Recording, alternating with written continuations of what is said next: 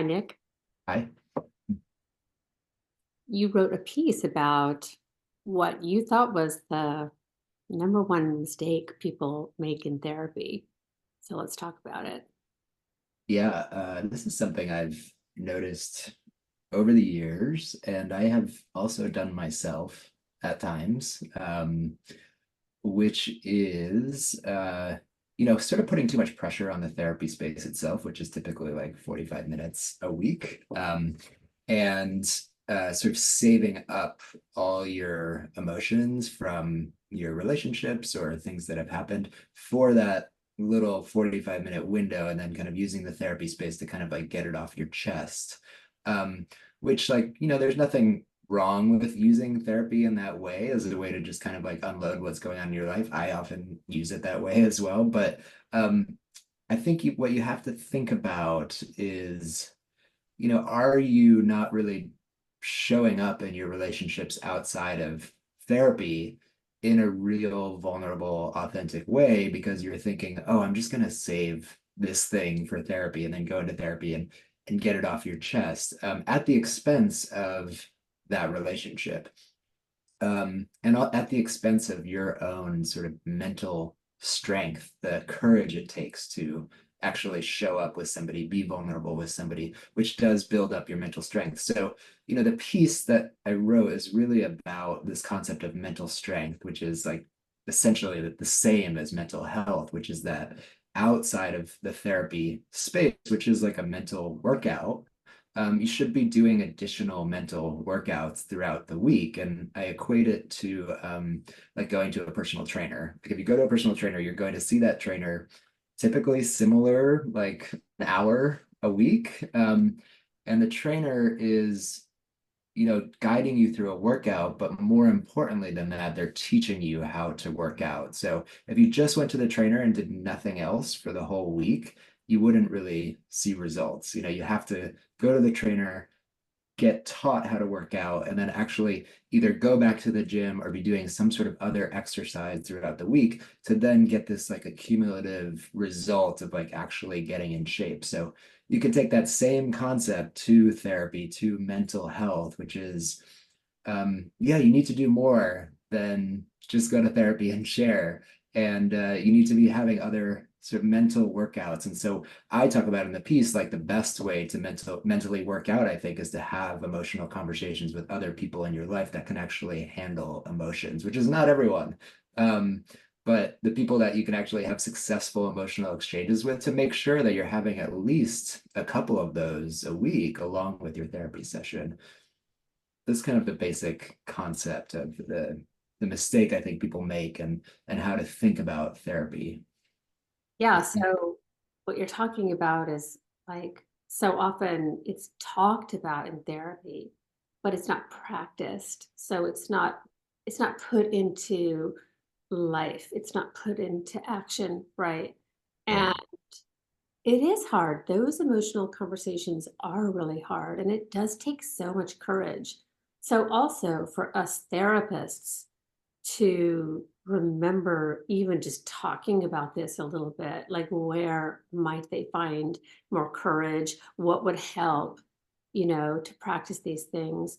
I'm also thinking about, you talk about kind of mental workouts during the rest of the week, and I'm Mhm. thinking about when I sit in meditation, really I'm doing my meditation practice, but really at the beginning, I sit down on the cushion and I'm just actually checking in with how I feel. Like I'm Mhm. just taking my emotional temperature, and that is my way of kind of always doing the work, right? So there could be many things like this, like what you're saying, like emotional conversations, but there's also those emotional conversations with yourself, checking in. Am I Right. on the right track? Do, Right. do I feel aligned? Like and even in that time, it's like, oh, I'm noticing I feel stress with this person.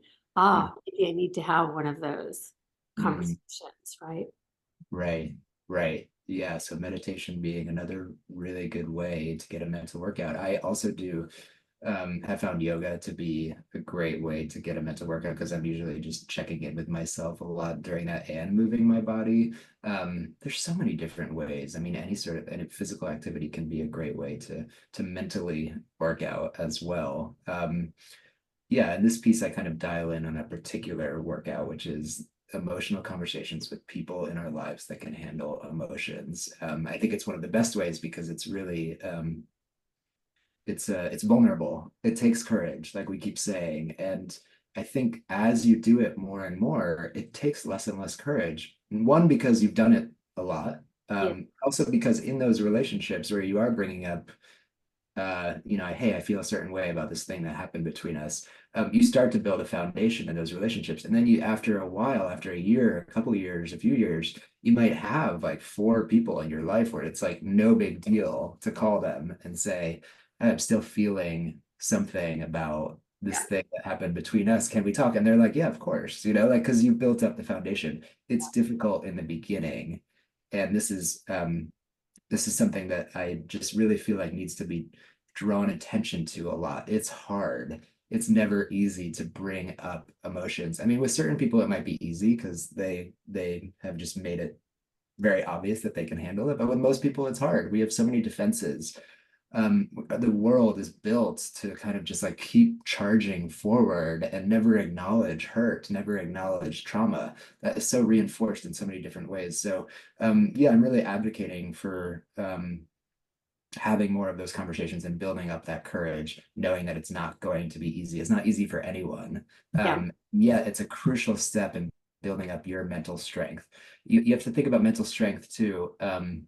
Like what we're really aiming for in therapy in life is for our mind to be strong enough to handle our emotions. Like our emotions are pretty intense, right? And so if your emotions are consistently overwhelming your mind, you get into an overwhelmed state. Anxiety, depression, like these are typically results of your emotions being too intense for your mind. And so we can view therapy as just a way to get our emotions out so that our mind doesn't really have to handle them, or we can view therapy as just like this piece of the puzzle where we're building up our mental strength through like multiple workouts every week so that when emotions do come up and they're intense, our mind doesn't really struggle to handle them. We can be with them, we can notice them, we can understand what they're trying to say to us, and then we can communicate whatever we need to communicate. Does that make sense? Am I explaining that okay? Yeah. And when we say it takes courage, like I think everybody has like, or I know my mind like immediately thinks courage is a good thing, but actually courage, it sucks to be courageous. It's really hard. Actually, it feels super hard. Hmm. You kind of know you're doing it if you're Hmm. wading into that territory. Another Hmm. thing that I was thinking of too, just another little tool. I actually do internal family systems with my own therapist. Right. I find like going into those emotional places can be very hard if you're going deep in your therapy session.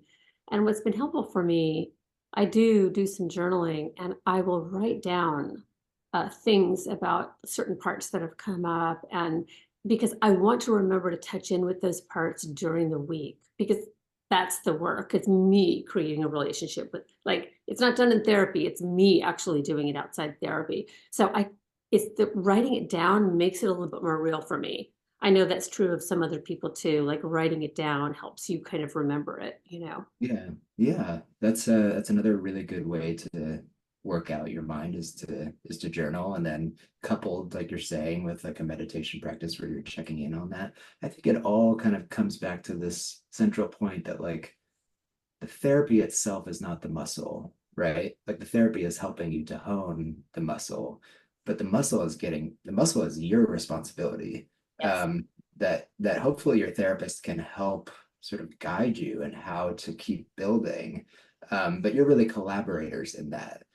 Yeah. And so that's sort of a fundamental shift in thinking about like what therapy is for some people. And I think if you are feeling like you're stagnating in therapy, if it's not really meeting your needs in some way, then maybe just think about this. Like, is the therapy the whole muscle for you? Like, are you putting this pressure on the space for the therapy to be the workout that improves your whole life? Or is it that, are you taking responsibility for that mental muscle and therapy just being kind of like a way to help build that as opposed to the entire thing? Yeah, right. Who's creating the change? Yeah. I do think we want the therapist to sort of like tell us about the change and then the change has happened. Right, right. To be the muscle for us, right? Like, I mean, Yes, I have done I that several times in therapy. want that. I have done that and it hasn't really worked out. And then you kind of blame the therapist, because you're actually just putting too much pressure on the therapist to do the work for you, I think. Yeah. All right. Thanks, Nick. Thanks.